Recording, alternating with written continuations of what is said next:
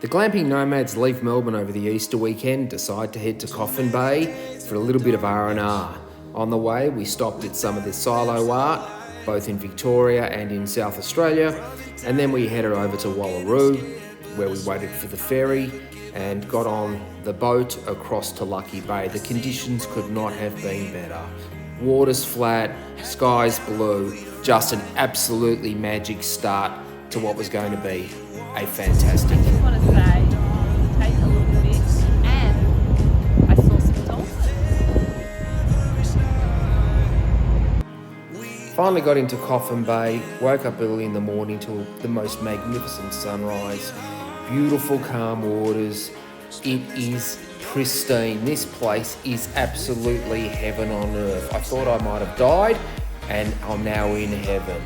Just could not get a more picturesque and scenic environment than what we are. Our first day in Coffin Bay, we're just contemplating how we're going to start the day. But the first thing we're probably going to do is get up, get dressed and go for a walk. There's lots of wildlife in the area. We've certainly crashed into their habitat. On a bushwalk just near the beach.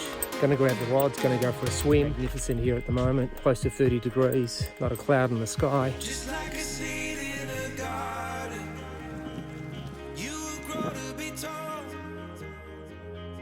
staring out over miles of land without ever wanting to build up walls.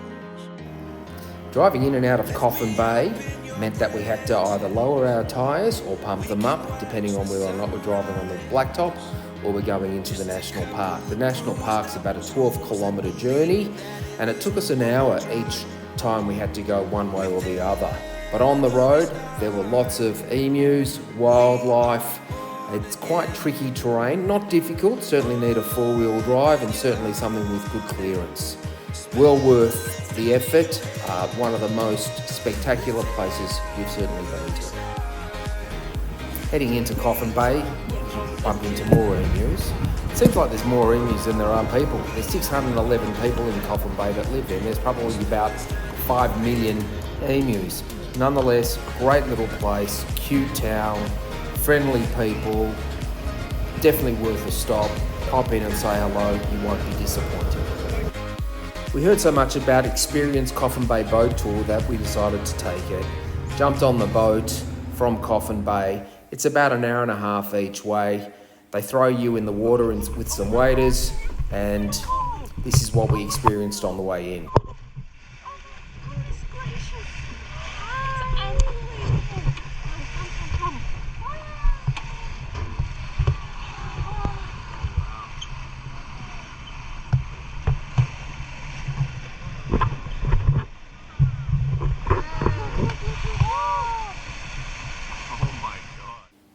Highly recommend this tour. It's something we keep talking about time and time again. Fresh oysters, freshly shelled. After the trip, we went to 1802 restaurant for a lovely lunch and then headed back to camp for some fishing and preparation for dinner that night. We had an amazing haul. Well, actually, my son did. He caught 5 whiting, cooked them up, had a fantastic dinner. Just an amazing day all round. After a little kip and R&R, it's time to start preparing for our trip home. I'll share some happy snaps and hope you enjoyed watching the glamping nomads at Coffin Bay. Thank you.